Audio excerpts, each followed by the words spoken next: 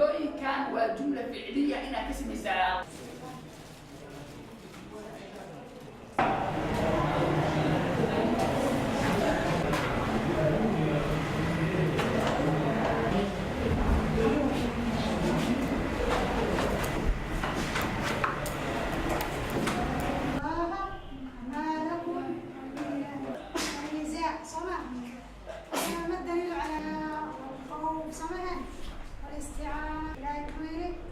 وقال ربكم ادعوني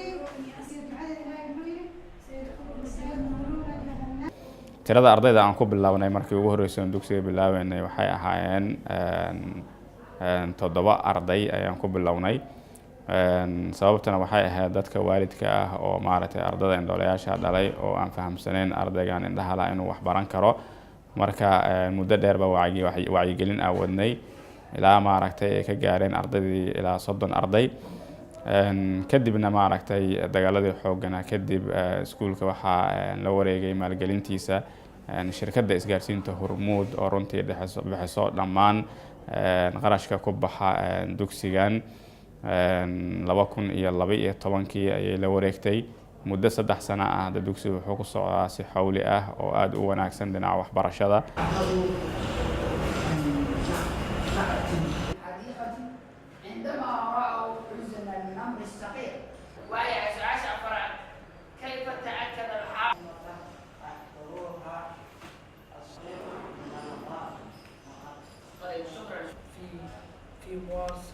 في مواصلة هذه النقطة أحسب النمرة الكبير ذلك أنا أدرى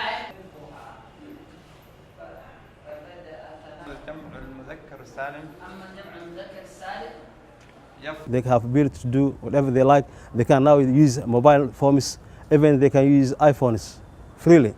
They take a subject which called computer science that they learn how to enter the internet, how to open a Facebook, how to discover and every web page. Then they are freely, they can do whatever they like. But if you get more support rather than this, they will be the leaders of in the future for the Somali. يبدأون المشرفون. شفتوا ما معنى الكلمات الآتية؟ يهتم بأيوة عابسا ابنه شاعر. دينه شاعر.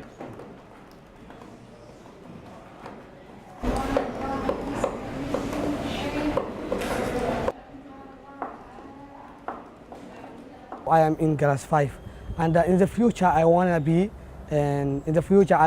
a translator if Allah says.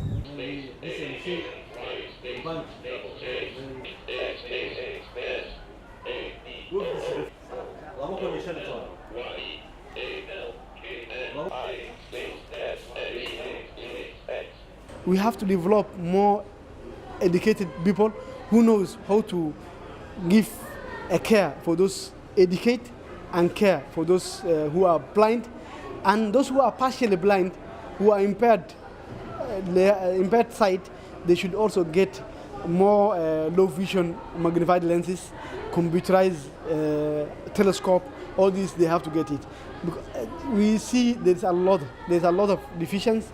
But where we came from, I think there's a lot of change, and we think in the future also we will have a lot of development, and especially in that center.